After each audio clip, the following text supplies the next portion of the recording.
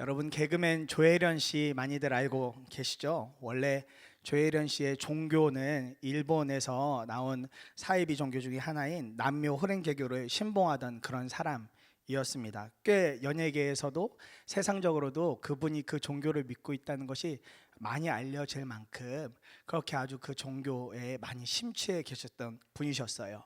일본이 그 시작점이기 때문에 일본으로 직접 가서 그런 어떤 집회나 그런 모임에 참석할 정도로 아주 그 남녀 호랭개교를 신실하게 섬겼던 분입니다. 저희 나라에는 한국 SGI라고 아마 길에 가다 보시면 건물에 그렇게 박혀 있는 것을 보게 되실 텐데 그게 바로 남녀 호랭개교라는 종교입니다. 이분이 이 종교에 심취해 계실 때는 아주 방송적으로도 잘 나가시던 때였어요. 한국뿐만 아니라 일본에까지 방송을 진출해서 사람들한테 꽤 많은 인기를 얻고 계셨습니다. 그런데 모든 것이 다 물거품이 되고 말았습니다. 일본에 방송 진출했다가 일본 방송도 어느 이유 때문에 거절이 되고, 그러는 찰나에 한국에서 점점 그 조혜련 씨라는 이름은 많이 잊혀지게 되고, 그러는 가운데 개인사와 여러 가지 것들이 막 뒤섞이게 되면서 조혜련 씨의 삶이 막 엉망으로 엉키기 시작했습니다. 가정도 깨지고 방송도 중단되고, 그러니까 죽을 만큼 어려운 때를 보내니까 뭐 우울증이 오셨죠. 우울증 와서 어떻게 살아야 될지 삶의 방향점을 도저히 찾지 못하고 있었습니다. 그런데 참 감사한 건 이 조혜련 씨 주변에 참 신실한 크리스천들이 많이 있었다는 거예요. 우리가 잘 알고 있는 뭐 이성미 씨나 김원희 씨 이런 분들이 아주 주변에 아주 절친으로 있었습니다.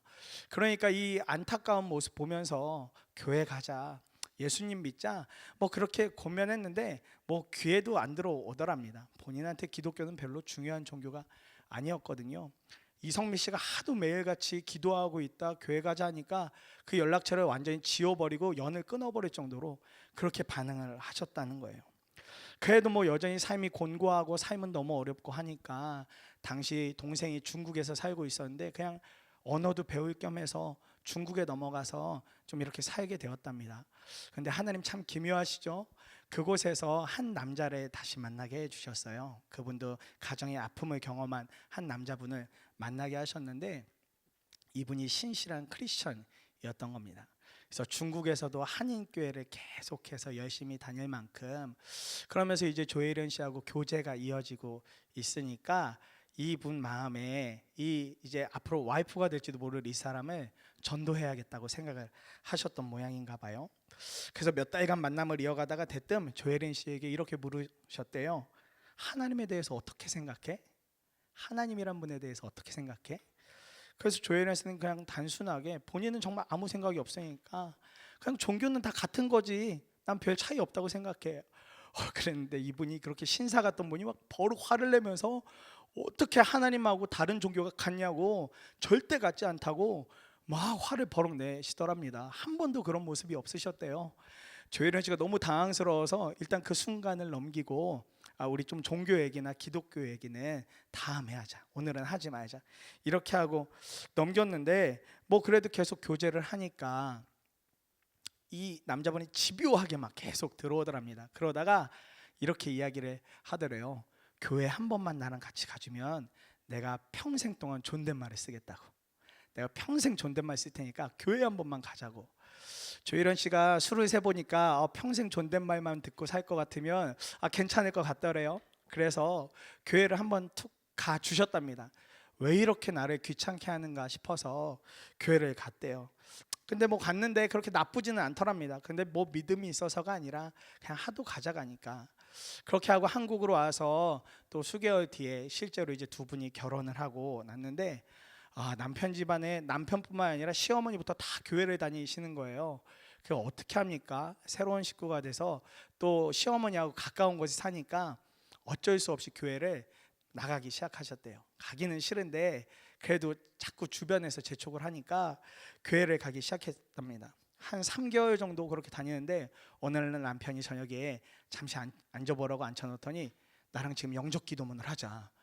이건 도대체 무슨 소린가? 나는 지금 교회를 그냥 왔다 갔다 하고 있는데 도대체 왜 영접 기도문 이거 하면 이제 진짜 예수님 믿어야 되는 건데 막 마음에 갈등이 되더래요. 그런데 뭐 남편이 이제 완전히 마음을 독하게 먹고 영접 기도 해야 된다 이야기하니까 일단 앉았답니다. 그래서 남편이 영적 기도문 쭉 읽어가는 거 듣고 따라하고 그렇게 했대요. 그런데 맨 마지막에 아멘을 해야 되는데 이 아멘이 안 떨어지더랍니다.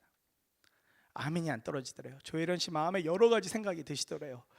도대체 하나님이 어떤 분이길래 내가 이래야 되고, 하나님이 진짜 존재한 분인지, 십자가에서 죽은 예수님이 진짜 날 위해 죽으신 분인지 잘 모르겠는데 이거 어떻게 해야 되나. 그랬더니 남편이 잠깐 그럼 시간을 주겠다고. 그래서 남편분이 옆에서 기도하는데 눈물을 펑펑 흘려가면서 기도하시더래요. 조혜련 씨, 내 아내 구원받아야 된다고. 근데 다 들리잖아요. 그래서 그걸 다 듣고 그러면서 마음은 막 뒤엉켜 있고 다시 오더니 요한복음 3장 16절에 툭 읽어 주더랍니다. 그러고서 이 예수님을 믿겠느냐고 다시 묻는데 정말 자신 없게 그냥 네 이렇게 정말 거의 죽어가듯이 얘기했는데 본인 마음에 무슨 마음인지 갑자기 그냥 큰 소리로 대답하고 싶은 마음이 드시더래요. 그래서 네 믿습니다. 아니 믿고 싶습니다. 정말 한번 믿어보고 싶습니다. 이렇게 그날 하나님을 영접하고 펑펑 우셨다라는 겁니다. 하나님을 불신하던 사람에서 광야의 시간, 우울증과 온갖 삶의 가장 어려운 순간을 통과하는 시간을 통해서 하나님을 따르는 귀한 성도의 삶으로 바꿔주는 사건을 조혜련 씨가 그걸 경험했다고 최근에 이렇게 간증하시는 것, 또 글 올려놓으신 것을 보게 되었어요. 이사야 48장은 하나님께서 새로운 일에 대하여 약속을 하시면서 하나님의 영광을 그대로 드러내는 말씀입니다. 당시에 이스라엘의 패역함으로 말씀을 시작해 나가지만 결국 하나님께서 하시는 것은 구원하겠다, 구원의 약속을 해주고 계시는 것이 48장입니다.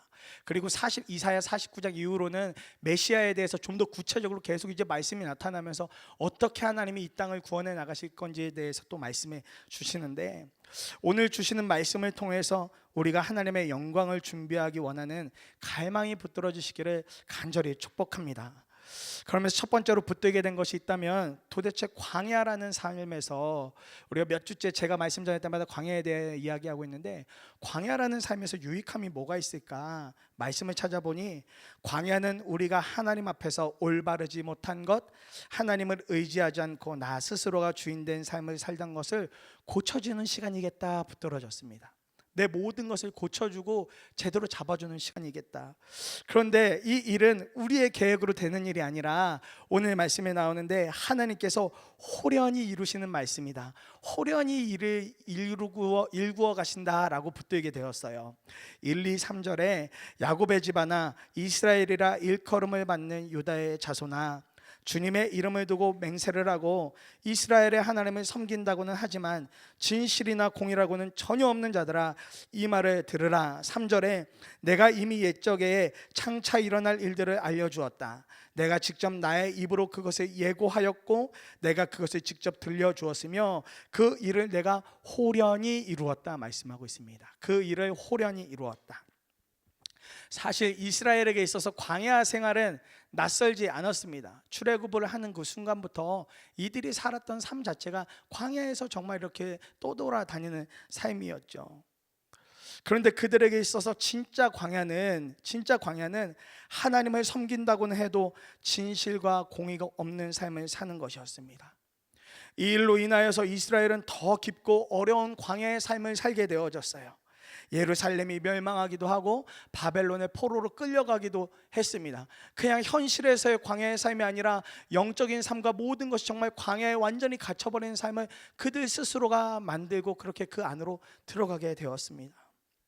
그런데 하나님께서 오늘 말씀하시기는 지금 이 모든 일을 호련히 이루셨다 말씀하세요. 호련히 이루셨다.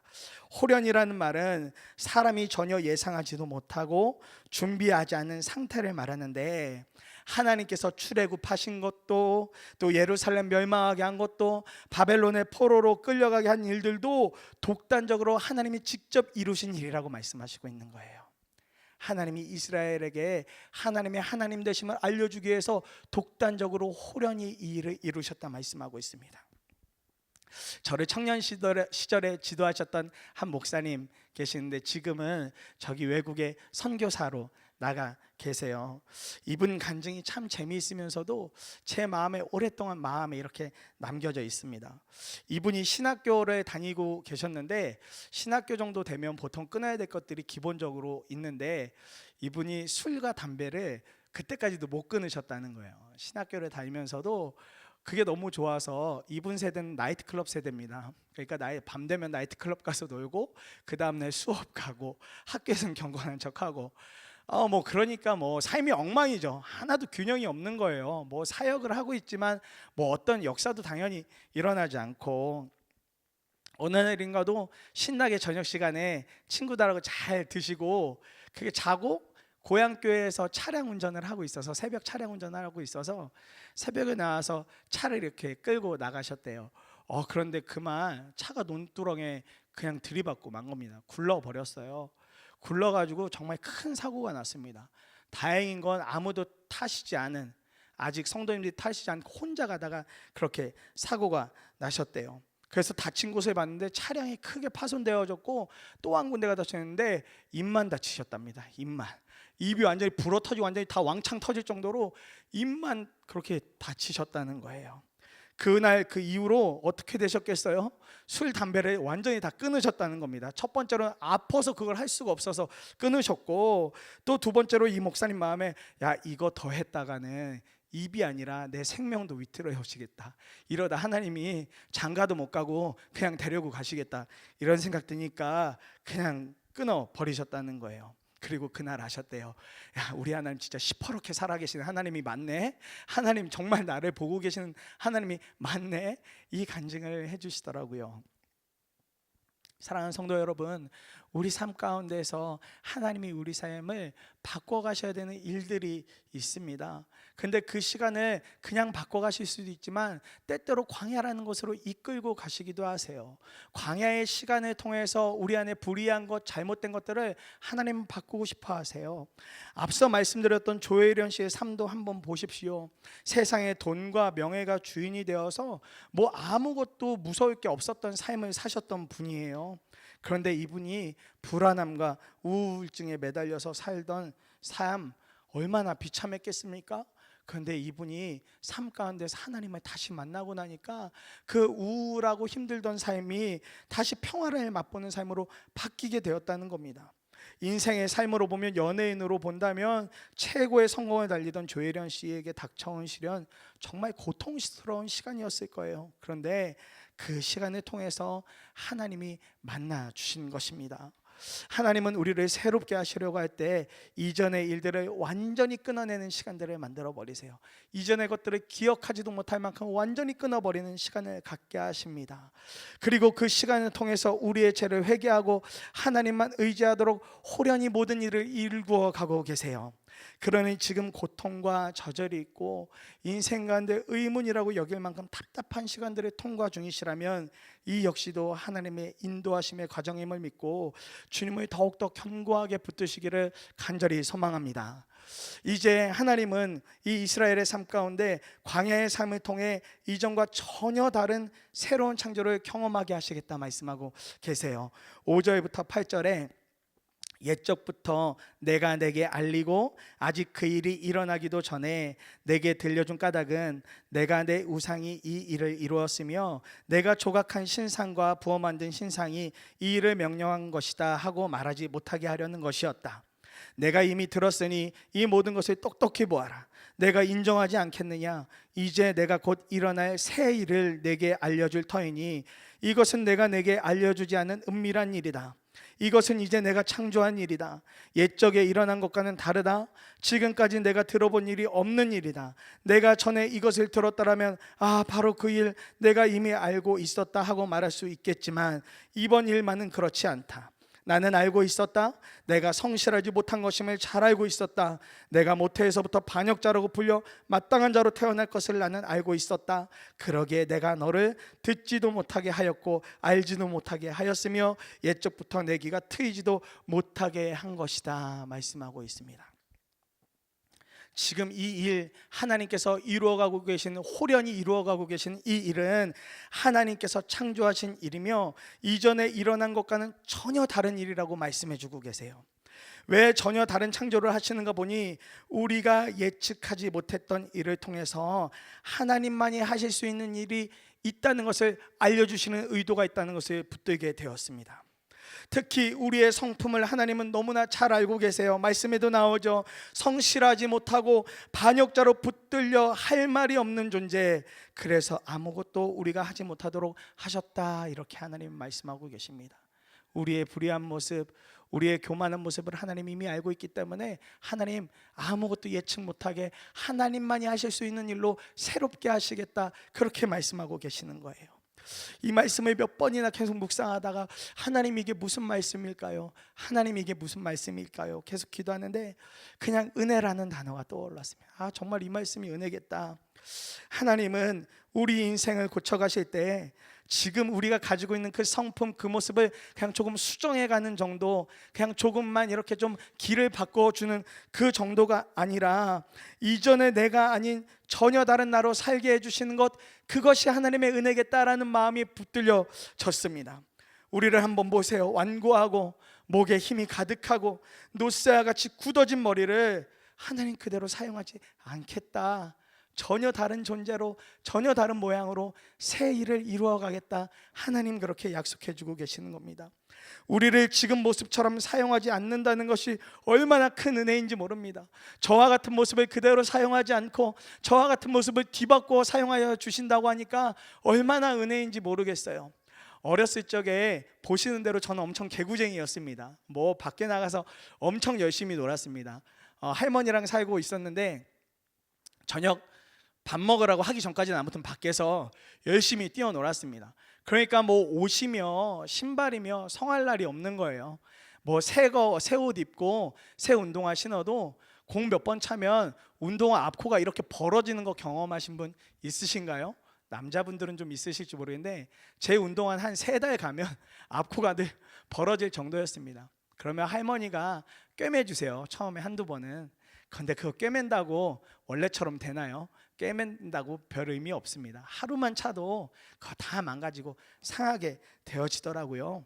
하나님은 우리 인생에 트어지고 망가지고 어긋나고 죄로 물든 부분을 잠깐 꼬매서 덧대서 이렇게 끝내는 거 아니고 완전히 새로운 일로, 내가 예상하지 못했던, 예측하지 못했던 방법으로 하나님 새롭게 해주시겠다고 그렇게 약속을 해주고 계시는 겁니다.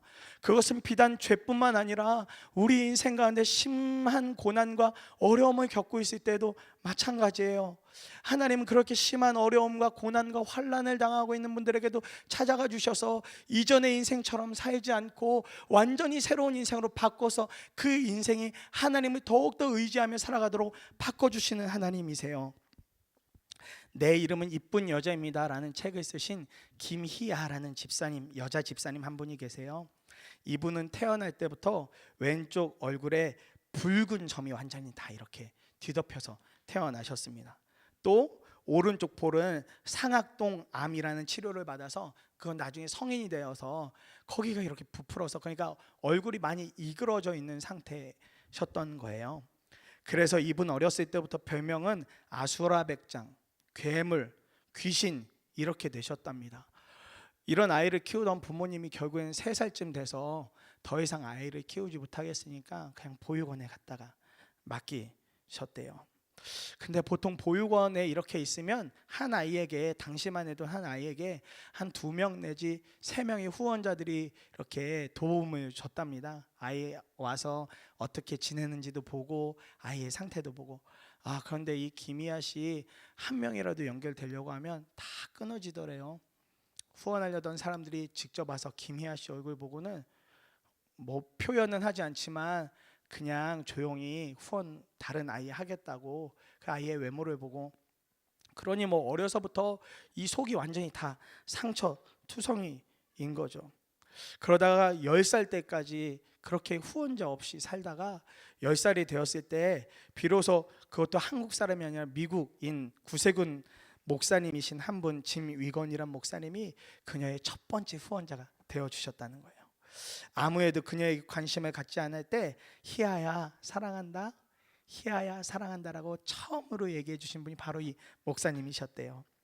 그래도 여전히 자라면서 청소년기, 청년기를 보내면서 얼마나 상처가 많으셨겠어요. 길을 한번 걸어가면 사람들이 얼굴 보고 이야기하고, 얼굴 보고 이야기하고, 보육원에서도 뭐 여전히 그렇게 안 들어도 될 소리 듣고, 그러면 뭐 그럴 때마다 너무 속이 상하고 너무 어려우시더랍니다. 근데 이제 성인이 돼서도 계속 그 일에 묶여 계셨어요. 잘 해결이 되지 않으니까요. 근데 이분이 그렇게 마음에 상처되는 말을 듣고 올 때마다 하셨던 일이 뭐였냐면, 그래도 보육원에서 예수님을 믿었어요. 또 그 구세군 교회 목사님 후원했기 때문에 예수님을 믿고 기도도 할 줄 알았어요. 그런 날은 그렇게 집에 들어오면 엎드려서 기도하는 거예요. 하나님, 하나님, 제 얼굴 좀 바꿔달라고. 근데 어떻게 기도하냐면 이 손을 가지고 그 붉은 점이 있는 곳을 이렇게 비벼가면서 이렇게 기도하는 거예요. 하나님, 이 손이 지우개가 돼서 이 붉은 점이 좀 없어지게 해달라고. 이 손이 좀 지우개가 돼서 이 붉은 점 사라지게 좀 해달라고. 어떤 날은 너무 심하게 비비니까 살갗이 다 벗겨질 정도로 그렇게 정말 눈물 범벅이 돼서 기도를 하셨다는 거예요. 어느 날도 그렇게 또 그렇게 펑펑 울면서 얼굴 문지르는데, 그날 갑자기 그 울음 속에서 주님이 이렇게 딱 보이더래요. 근데 그 주님이 함께 울고 계시더래요. 이 희아 씨가 울고 있는 모습 보면서 주님이 함께 울고 계시더랍니다. 그러면서 말씀 한 구절이 생각나시더래요. 우리는 하나님의 형상으로 만들어졌고 하나님이 보시기에 좋았다고 했는데, 나를 만들고 보시기에 좋았다라고 했는데, 그날 하나님을 만난 거죠.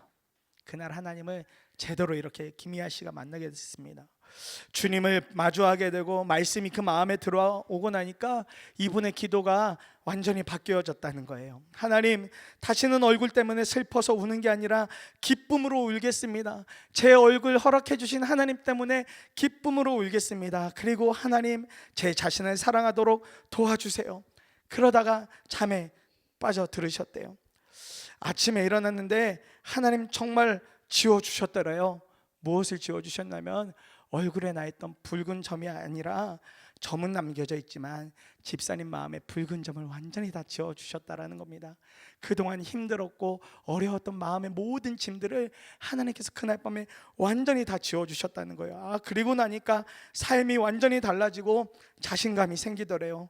그리고 나니까 연애도 하고 남편도 만나고 또 그 아픔을 이해해주는 좋은 시아버지와 가족들을 만나고 또 자신의 외모를 너무나 사랑스러워하는 두 딸과 지금 행복하게 살면서 주님이 오늘도 살아계시는 하나님임을 증거하는 사람으로 그렇게 하나님께서 사용하고 계세요.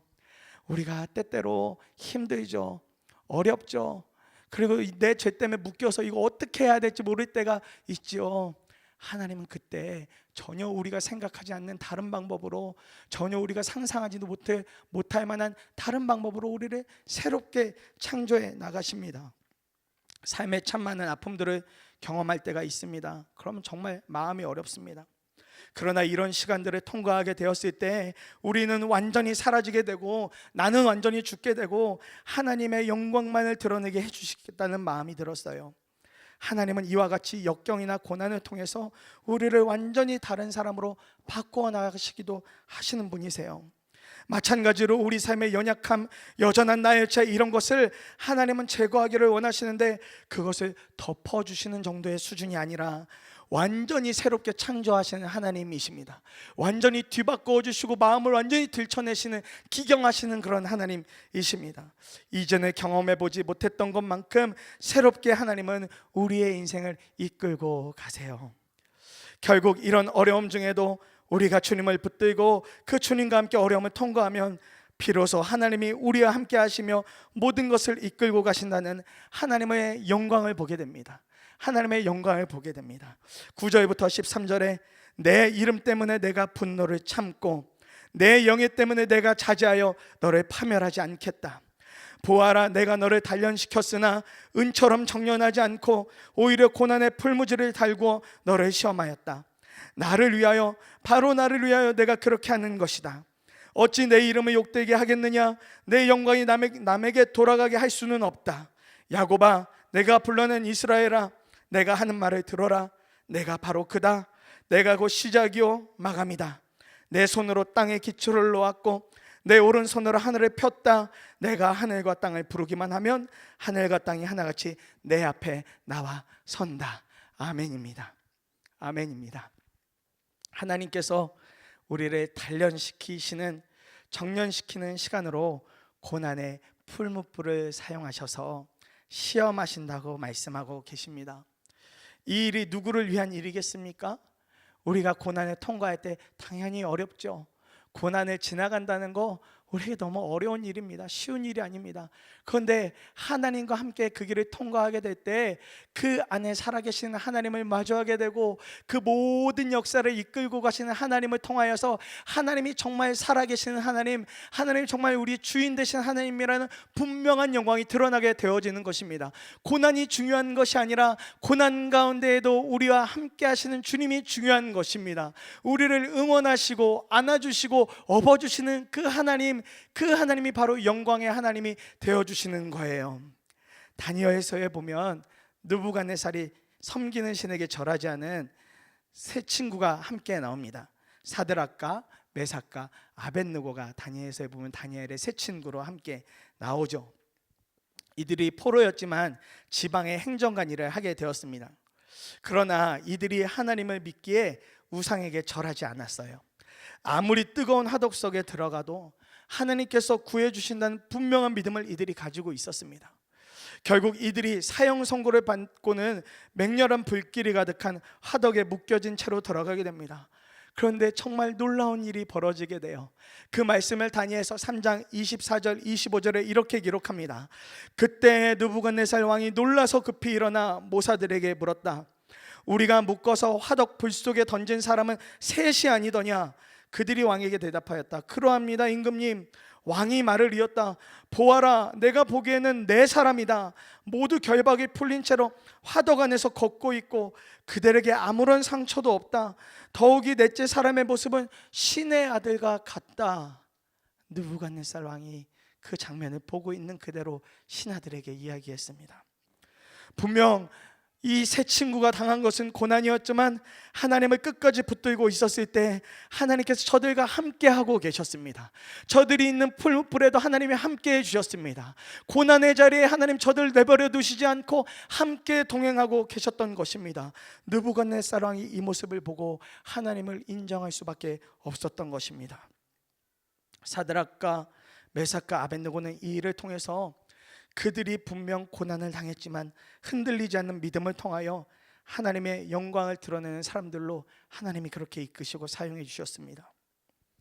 하나님께서 주시는 고난은 때로 우리의 삶을 완전히 뒤흔들지만 이 일 가운데 흔들리지 않는 믿음으로 반응할 때 이것을 통해 오히려 하나님의 크신 영광을 드러내 보여주십니다. 여기에서 하나님의 영광은 주님만 하실 수 있는 일인 거예요. 우리가 할 수 있는 일이 아니라 오직 주님만 하실 수 있는 일입니다. 고난과 환난 중에도 여전히 함께 하시는 그 주님, 그 주님이 영광의 주님이신 겁니다. 우리 삶의 광야 같은 고난이 다 이해된다면 그것을 우리가 광야라고 부르지 않을 겁니다. 광야 같은 삶이, 우리의 인생이 다 이해가 되고 고난이, 역경이, 때때로 힘겨운 일들이 그냥 다 받아들여지고 이해가 된다면 우리는 그것을 광야라고 부르지 않을 거예요. 이해되지 않는 어려움이기에 우리는 광야라 여기고 너무 힘이 든다고 그렇게 말하게 됩니다.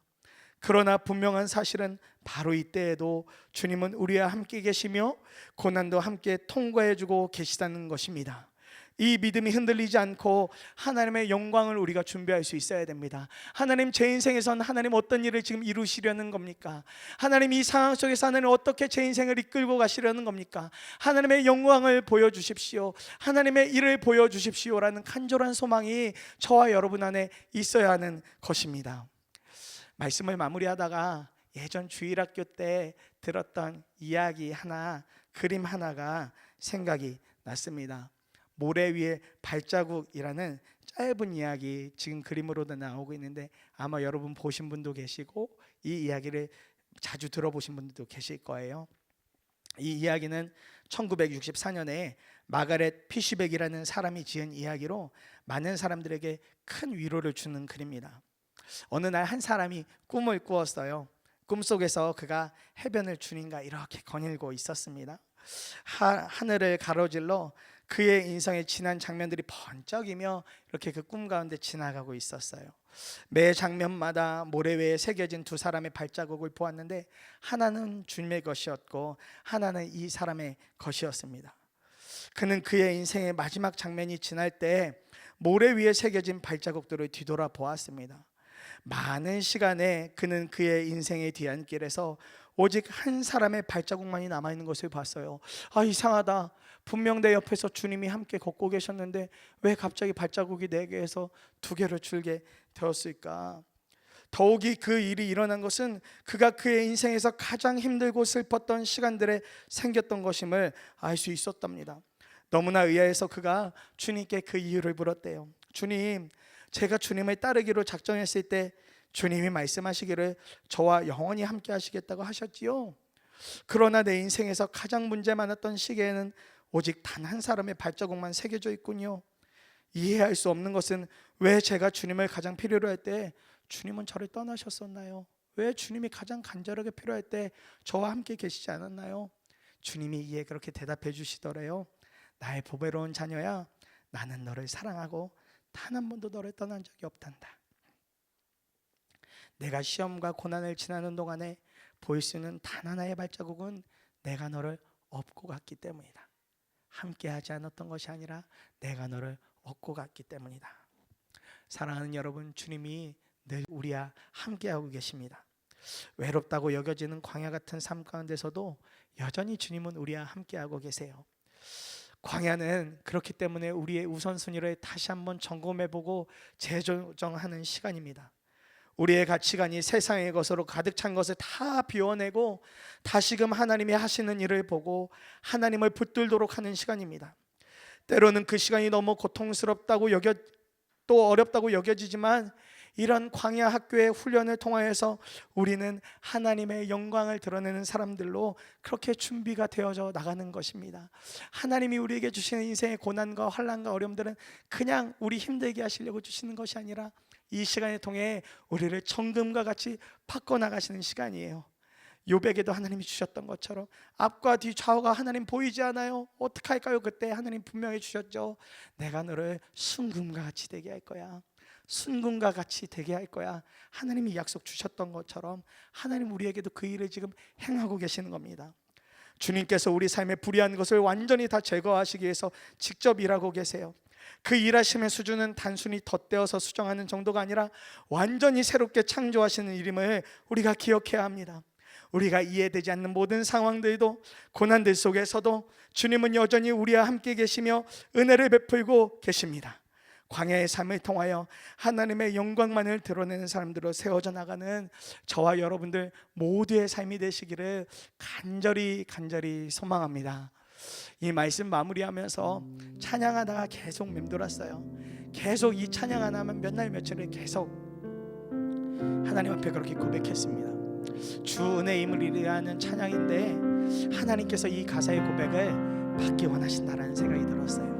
이 찬양의 가사를 그대로 하나님 앞에 올려드리며 우리의 인생 하나님이 인도하시고 책임져 주시고 하나님의 영광만을 드러내달라고 우리 그렇게 함께 찬양하고 기도하도록 하겠습니다.